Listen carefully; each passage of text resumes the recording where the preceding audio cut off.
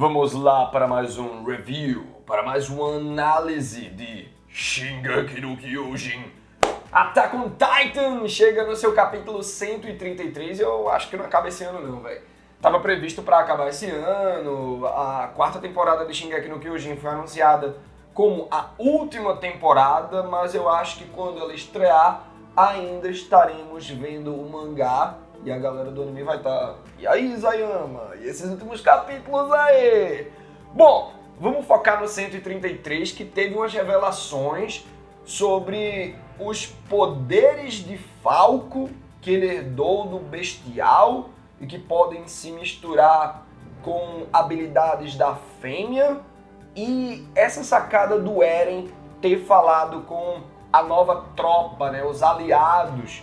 E por que é que Levi e Mikasa conseguiram adentrar a fonte se os Ackerman não são suscetíveis às técnicas do original? Pelo menos o apagar de memória, mas pelo visto eles podem entrar ali naquela fonte de Ymir Fritz. Vamos comentar isso e muito mais agora.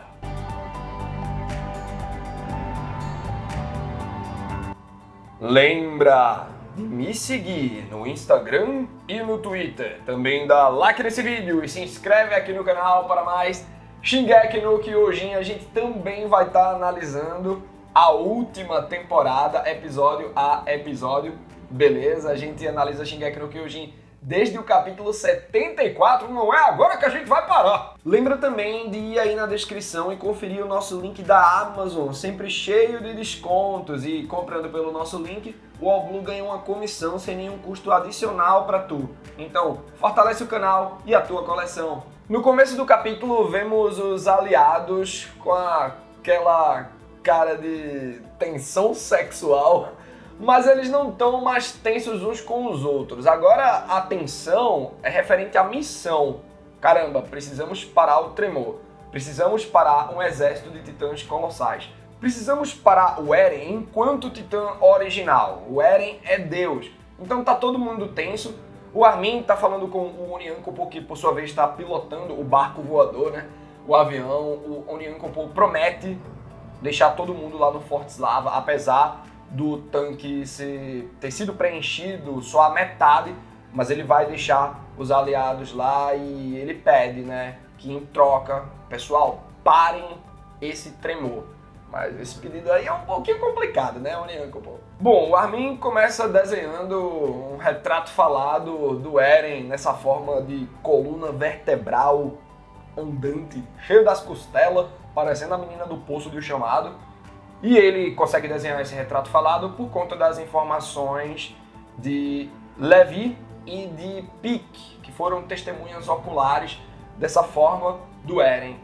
E aí eles ficam se perguntando, onde é que tá o Eren aí? Porque normalmente o usuário, né, do Titan Shifter tá na nuca, mas o Titã Martelo de Guerra conseguia mover o usuário através dos ossos, através dos construtos do Martelo de Guerra. Então o Eren pode estar em qualquer lugar daquele inseto colossal, é como a Pieck chama, né? Porque realmente, né, tem umas características insetoides, a maneira como o Eren está se movendo, aquela carapaça de costelas e colunas, e aí fica difícil, né? Como é que a gente vai poder detonar o Eren? E aí o Armin poderia fazer isso. A Pieck diz que daria de boas com o poder do Titã Colossal. Eu acho o Titã Colossal bem pequeno, mas aí a Pieck, ela cita um exemplo do que o Armin fez em Libério, quando ele detonou um porto lá da marinha com o Titã Colossal, mas eu ainda acho que detonar o Eren com o Titã Colossal é um nível bem a mais do que ter detonado esse corpo. E o Armin reitera, beleza, a gente faz isso, mas primeiro a gente precisa conversar com o Eren. Então tinha essa questão, né? Precisamos do discurso no Jutsu. E esse momento rola nesse capítulo. Então, galera, não tem mais conversinha a partir do capítulo 134. É aí que Levi pensa uma coisa. Pô, o Eren tá controlando o Titã original através do Zeke. Se a gente mata o Zeke, a gente resolve essa problemática toda, pô. E aí o Armin, caramba, tu pode estar certo. Essa foi a maior dica que a Randy deixou para trás, mas aí a Pieck fala, né, a gente também não sabe a localização de Zack.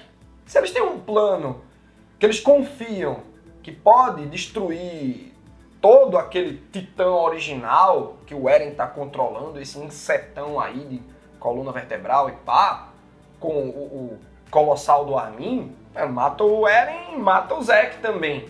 Então, o Levi, ele tá determinado a destruir o Zack. É tipo a batalha de Nêmesis, né? E aí é bem interessante que quando acaba de rolar esse planejamento do Levi, né, essa ideia do Levi, você vê o Jin olhando tipo pro vazio. Sabe quando a gente se pega nesse momento? E aí o Jin fala, né? A gente matou muitos dos nossos aliados e isso tudo não pode ter sido uma matança sem sentido.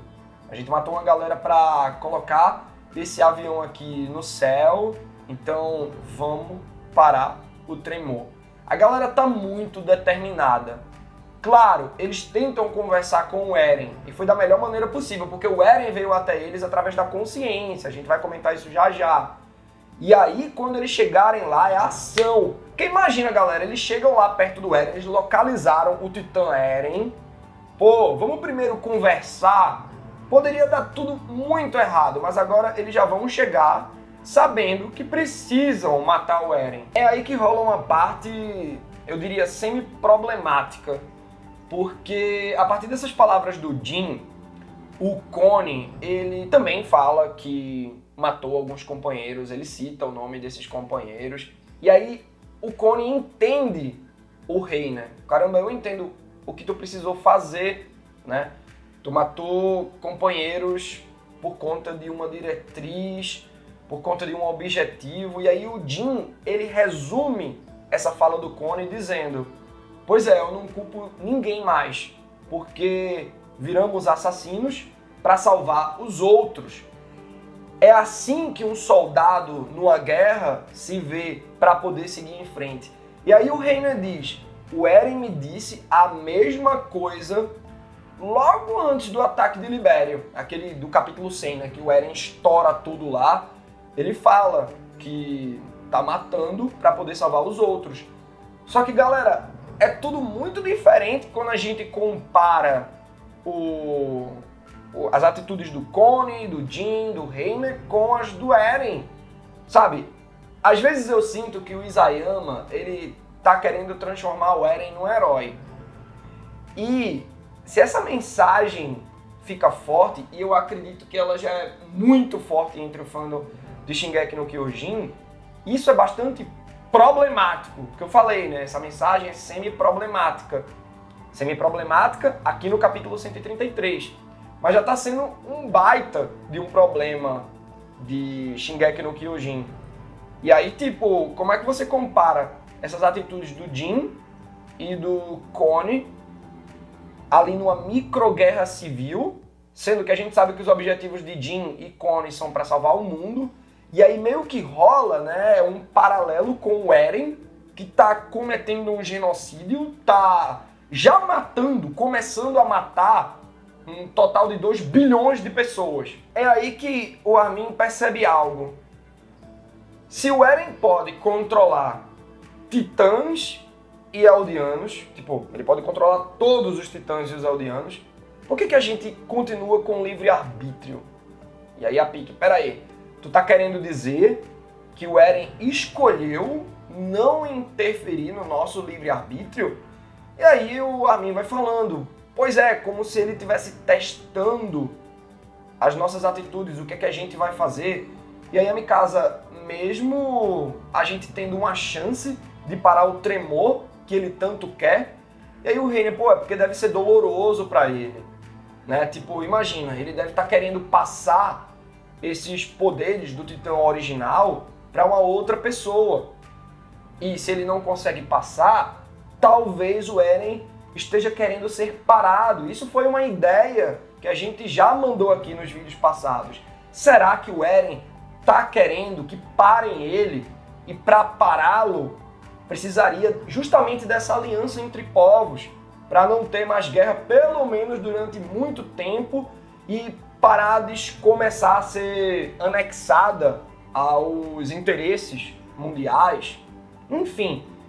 E aí quando o Reiner tá discorrendo sobre isso, né, pô, eu acho que ele quer ser parado por alguém, a Mikasa começa a perceber algo, tá todo mundo na fonte. Galera, é muito assustador diversos fatores desse momento, porque, primeiro, né, a galera tá perdida. Onde é que a gente tá, velho? Estão lá na fonte, né, um mega deserto com um céu estrelado, e o Armin já vai gritando, Eren, por favor, pare e tal. Primeiro, né, você tá num lugar e depois tá em outro, você não sabe como você sai daí, o que é que você precisa fazer, isso já é um fator assustador. O segundo fator assustador é que o Eren tava escutando essa fofoquinha deles, o Eren tá sacando tudo que tá acontecendo. Ele vê através dos olhos dos seus companheiros, ele ouve através dos ouvidos dos seus companheiros. Ele sente cheiro, se brincar ele pode usar alguém para falar em seu lugar. De repente isso pode acontecer, né? A gente tá vendo o desenvolvimento de habilidades da Titã Fêmea, do Bestial, etc. Então, por que não aqui o Eren poder controlar um desses personagens? Será que algum desses personagens, tipo Reiner, Jin, Connie, Armin, já falou, sendo que na verdade era o Eren controlando? É aí que a gente vê um momento emotivo, porque o Armin vai falando que nós é que estávamos errados, a gente é que te forçou a esse ponto, mas não precisa ir além, já resolveu, Parades não tá mais em risco. E aí o Jin vai falando, a gente pode resolver, man, para com essa matança. O Connie também, caramba, velho, tu era o mais triste de todos nós, eu nunca me coloquei no teu lugar. Então a galera tá entendendo o que o Eren tá passando mentalmente, mas entender é uma coisa, entender o sentimento do Eren, mas uma outra coisa é concordar com a atitude dele, com essa ação que ele tá executando com esse genocídio. Mikasa fala em dividir o fardo, pô, Eren, volta, vamos pensar diferente e resolver isso juntos, como a gente sempre fez. E aí é engraçado que eu levei o Eren, tá me escutando, né, velho? Então, eu só não vou te bater se tu voltar. Se tu voltar pra gente. Se tu não voltar, eu vou dar uma lapada. É aí que a voz do Eren ecoa pela fonte e todos escutam o pior de se escutar, né? Eu não sei se eles escutaram mesmo ou se essa mensagem veio na mente de cada um igualzinho, né? E aí o Eren diz que o tremor não vai parar, que ele não vai deixar o futuro de Parades ao acaso e que ele vai continuar seguindo em frente. Quando o Levi percebe, ele aponta, o Eren tá ali. E aí a galera vai correndo pra cima do Eren, eles vão gritando, por favor, Eren, por que você tá dizendo isso? Você não confia na gente? E aí eles vão percebendo que aquele Eren não é o Eren adulto, é o Eren criança. Ele foi para aquele estado mais puro dele, ao lado de Ymir Fritz. Estão os dois lado a lado e ele diz, né, que para ganhar a sua própria liberdade, ele vai tirar a liberdade do mundo, sendo que esse mundo é que estava aprisionando ele e ele não vai tomar nada dos seus amigos. Todos vocês, Armin, Mikasa, Reiner, vocês são livres para defender a liberdade desse mundo. E eu tenho a minha própria liberdade de continuar seguindo em frente. Então, se cada um de nós temos uma convicção inabalável, a gente vai entrar em choque. Não tem conversa. Para vocês pararem o tremor só me matando. O Armin pergunta, caramba, Eren, e por que tu trouxe a gente aqui? A gente pode conversar. É justamente isso, pra gente conversar e eu mostrar pra vocês que não tem mais conversa. Não tem, é só me matando que vocês podem garantir o objetivo de vocês ser concretizado. Deixa eu colocar toda essa situação num outro contexto, tentar traçar um paralelo, fazer umas analogias aqui, Porque eu sei que muita gente entende, a esmagadora maioria do fandom de Shingeki presente aqui no All Blue, entende que Shingeki no Kyojin é um mangá que mostra como a guerra afeta as pessoas e como afetou o Eren, né? Tipo, o Eren não mudou. Ele mudou, galera. O objetivo dele é de liberdade, mas ele ficou bastante impactado com os traumas de guerra, todas as guerras, todas as batalhas que vimos, ao ter descoberto a verdade. Então ele tá sim agindo de uma maneira torpe. É o mesmo Eren, ele pega o core, né, a raiz dos seus objetivos, desde o capítulo 1, mas ele tem um direcionamento diferente. Então é por isso que eu digo que o Eren mudou. Mas alguns ainda apoiam o Eren. O Eren é um herói, eu faria a mesma coisa, né? Tem uma minoria aí que fala umas coisas absurdas dessa. E eu fico pensando, né? Imagina aquele filme de Quentin Tarantino, do Django Unchained, né? O Django Livre. Pô, ele quer se libertar, ele se vinga do seu dono, né? Que é um branco senhor de escravos lá. E isso é uma coisa. Uma outra coisa, também pertinente, seria se o Django saísse numa cruzada, montando um time pra matar todos os donos de escravo. Beleza. Mas aí vê como fica diferente se o raciocínio do Django fosse: eu vou matar todos os brancos. Existem brancos bons, tá ligado? Então, o Eren tá colocando todo mundo no mesmo saco e avançando, e não tem mais conversa. Eu adorei esse momento. É um momento assustador, porque a gente vê que o Eren tá sacando tudo que a galera tá falando e pensando, mas é um momento que define. Uma vez que os aliados chegarem lá, é pra porrada, não tem mais conversa. Já conversamos, já passamos por esse momento.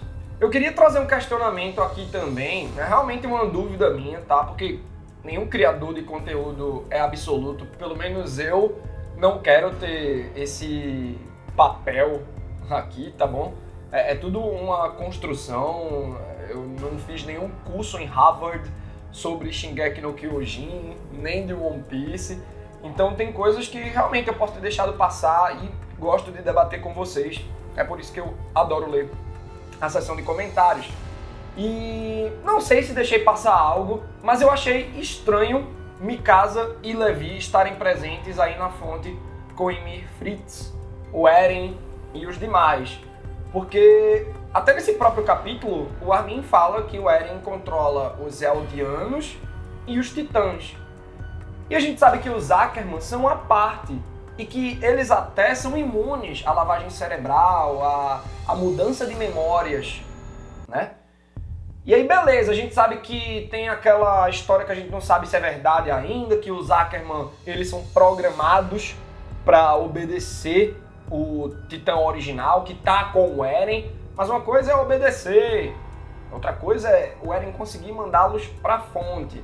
Então, queria saber o que é que vocês acharam disso, se vocês têm uma resposta para isso. É aí que a gente vai para uma sequência envolvendo Annie e a líder dos Azuma Beetle, ela falando que se sente bastante responsável porque ela foi catalisadora para que esse encontro entre o Eren e o Zack rolasse. E desse encontro deu no que deu, né? A atual situação. E ela aí vai falando que depois disso tudo, mesmo se o tremor parar, o país dela não tem mais condição de existir enquanto um país, de ser reconhecido. Ai, minha senhora, pense nisso depois. Mas é bonito quando ela percebe, a líder dos Azuma Beetle, que a gente não se dá conta de que temos algo bom até perder. E ela não tá falando de riquezas, ela queria aquele minério abundante em paradas e tal, mas ela não tá se referindo à riqueza, a bens materiais.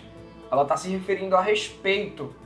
E ela mesma se nota como uma pessoa que não é mais digna de respeito pelos outros. Esse discurso da líder dos Azuma Beetle vai desencadeando umas lembranças na cabecinha de Annie. Ela lembra do seu pai, ela lembra dos seus companheiros de Marley, Galliard, Colt, Apik, Reiner e tal, Bertoldi também tá por ali, Marco. E ela também lembra com carinho da galera de dentro das muralhas, né? Do Connie, da Sasha, do Armin, especificamente do Armin. Ela foca na lembrança dele e diz que já é tarde demais. Ela dizendo que é tarde demais para aquilo que a líder dos Azumabito estava falando, mas também com o tom de que é tarde demais para ela e Armin estarem juntos. Chegamos então a uma parte mind-blowing desse capítulo 133, quando Falco e Gabi aparecem ali diante da Annie Leonhardt, e o Falco, tudo que ele conta pra Annie e pra gente, ele já tinha fofocado pra Gabi, e ele diz que teve um sonho, e que não foi bem um sonho, ele se lembrou de algo, ativando memórias de outros usuários de Titã. E aí, óbvio que a Annie Leonhardt vai pensar, pô, foi memórias do Galliard? Não, foram do Zack. Você fica, como assim, velho? E aí a Gabi, ela já vai traçando um paralelo desse objetivo todo dos dois, né? Porque, beleza, primeiro pegamos essa informação do Falco, e aí a Gabi vai perguntando, ô Annie, é verdade que a Titã Fêmea, ela pode copiar habilidades de outros titãs? E aí a Annie diz que sim, é justamente por isso que no treinamento dela como Titã Fêmea faziam ela engolir todo tipo de coisa, concreto e pá. A gente vê, né, no começo de Shingeki no Kyojin, a Annie ela tem aquele endurecimento, que o Eren aprende depois também. Mas acredito que ela pode copiar de outras maneiras, né? De repente ter uma armadura maior como um encouraçado, ter um braço longo como bestial. Só que aí a Annie se liga, peraí. Agora que eu me toquei, tu falou que acessou memórias do Zack? E aí o Falco diz que sim, ele virou o Titã Tabacudo sem consciência, por conta dos fluidos da espinha dorsal do Zack. Antes, foi por isso que ele conseguiu pegar o poder do Galliard, né? Porque ele devorou o Galliard e virou o Titã Mandíbula, mas ele está dividindo características com o Titã Bestial. É como se ele portasse os dois, uma mistura do Mandíbula com o Bestial. E aí o Falco, ele teve uma lembrança muito clara de estar voando pelo céu. Olha aí, hein, galera. A Annie não foi para chegar depois numa segunda onda com Falco, com a Gabi. Então, essa galera vai voar. Então, se o Falco acessou memórias em que ele estava voando, e essas memórias eram do Bestial, não são memórias do Zack especificamente. Acredito que são memórias de um outro antecessor. E aí eu fico me perguntando, né, porque toda essa história, a partir de Ymir Fritz, começou há 2000 anos, certo? 2000 anos não dá tempo de ter essa evolução tão brusca. A gente acompanha a evolução de milhares de anos, né? Para um reptiliano ter penas, tipo o Velociraptor, né? Que os dinossauros começaram a ter penas, era um princípio da evolução, viu o meteoro, pô! Mas aí, sei lá, a galinha de hoje era o lagarto de ontem. Milhares de anos para isso acontecer, velho. E 2000 anos, então eu acho que teve toda uma outra geração antes de Ymir Fritz. Caramba, velho, isso aí pode até dar pauta pra spin-off, hein? Enfim, tô viajando aqui, velho. Então talvez o Falco tenha visto isso, ou talvez eu esteja errado e tá tudo bem. Talvez eu esteja errado porque eu pensei agora que essas misturas, né? No caso, rolou uma misturinha aqui de Bestial com Mandíbula. Então a evolução pode se dar por aí. Não se precisa de milhares de anos. Talvez isso tenha acontecido nos 2000 anos aí, né? E o que mais interessa é que o Falco se viu voando e a Gabi, caramba, é verdade. Teu Titã Mandíbula, ele não tem aquela mandibulona do Galliard. Tem tipo um bico, né? Tem uns traços de ave aí. Então, caramba, o Falco, eu acredito... Será que é 50% mandíbula, 50% bestial? Eu acho que ele é mandíbula, afinal ele devorou esse titã, mas ele tá acessando poderes do bestial. Talvez seja isso que aconteceu com Annie, para o titã fêmea conseguir absorver outros poderes. É aí que o Falco diz que ele pode se transformar numa mandíbula e acessar essas características de um antigo titã bestial para todo mundo sair voando dali. Galera, é interessante, fisiologicamente falando, mas o que mais me importa é que o Falco ele tá tendo acesso ao Zek. E o Falco pode ser chave pra galera encontrar o Zek e o Levi lá matar o Zek, sem precisar matar o Eren. E aí corta esse cordão umbilical com a Amy Fritz e a galera ainda vai poder ter o Eren de volta pra colocar juízo na cabeça dele, sei lá o que, velho. Mas pode parar o Tremor, o Eren enquanto titã original. Então é uma sacada do Isayama, né? Eu senti, quando eu tava lendo, que foram informações meio jogadas de última hora para tentar resolver as coisas. Mas ao mesmo tempo eu acredito que o Isayama já estivesse pensando nisso.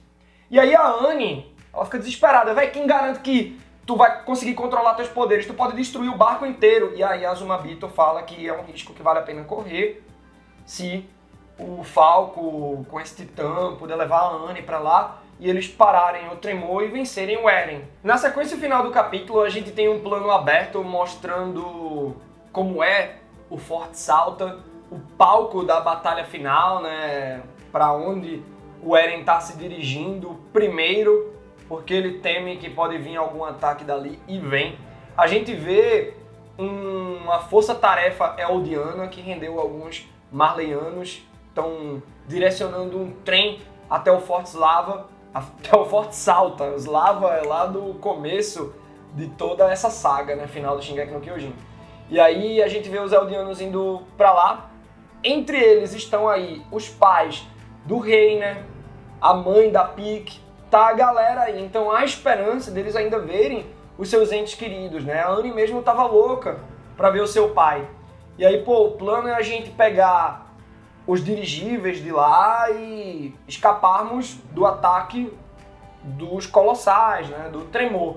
Só que quando eles estão chegando perto, vários dirigíveis já estão saindo de lá, já estão alçando o voo. Meu Deus, que time errado, a gente não vai conseguir fugir. Só que aí, galera, quando eles olham além do horizonte, tá vindo a marcha dos colossais. O Tremor já chegou no Forte Salta. Quantos capítulos restam para Shingeki no Kyojin? Pela maneira como o Isayama manda essas splash pages e ele valoriza as ilustrações de momentos de ação, eu acho que ainda vai demorar um pouquinho, sei lá, por volta do 140. O volume 32 já foi lançado e ele vai até o capítulo 130. Esse 133 será do volume 33, que vai até o capítulo 134. E aí, para termos um volume 34, e teremos, precisamos de mais 4 capítulos. Os capítulos 135, 136, 137 e 138. Será que vai além disso ainda? Seria o volume 35, com os capítulos 139, 140, 141, 142. No 142 eu acho que dá para finalizar, fazendo com que Shingeki no Kyojin tenha no total 35 volumes. Então eu tô acreditando nisso. 142 capítulos, 35 volumes. E aí o desespero duplo dos eldianos vira apenas desespero. Por que desespero duplo? Porque eles viram que chegaram no time errado, do tipo, pô, velho, se fosse um pouquinho antes a gente tinha conseguido fugir. E além disso, o Tremor chegou, desespero duplo. Mas é apenas desespero. Por quê? O ponto principal que eles precisam se preocupar é o Tremor. Claro, mas eles não perderam a rota de fuga. Essas aeronaves, esses dirigíveis que alçaram voo aí, são de ataque. É o bombardeio final da humanidade contra os titãs colossais e contra o titã original, né? O Eren enquanto o titã original. Galera, é um poder bélico absurdo. E nessa saga final de Shingeki no Kyojin, rolou o debate de que a humanidade está começando a superar os titãs.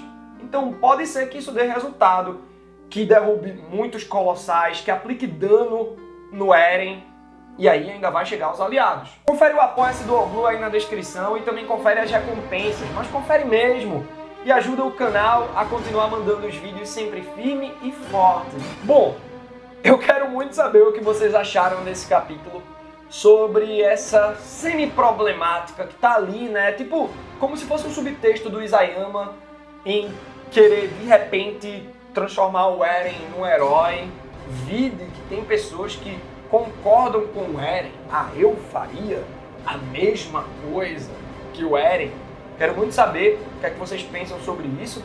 Quero saber também sobre aquela história dos Ackerman, especificamente Levi e Mikasa, né, os sobreviventes desse clã, estarem presentes aí na fonte com o Eren, com a Amy, com os demais Eldianos, né?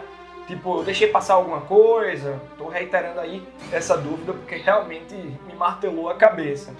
E também, né, sobre esse desenvolvimento das habilidades da Titã Fêmea que pode copiar outras habilidades, esse acesso que o Falco tem ao Titã Bestial, que pode fazer ele voar, e talvez o Falco ser a chave para eles localizarem o Zeke e vencerem o Titã original, não matando o Eren, mas sim o Zeke, que vai cortar a ligação. Lembrando que o Eren está nesse estado porque ele foi junto com o Zeke até a fonte, né? E também sobre essa batalha final, quantos capítulos vocês acham que ainda teremos? O que é que a tropa de exploração pode fazer?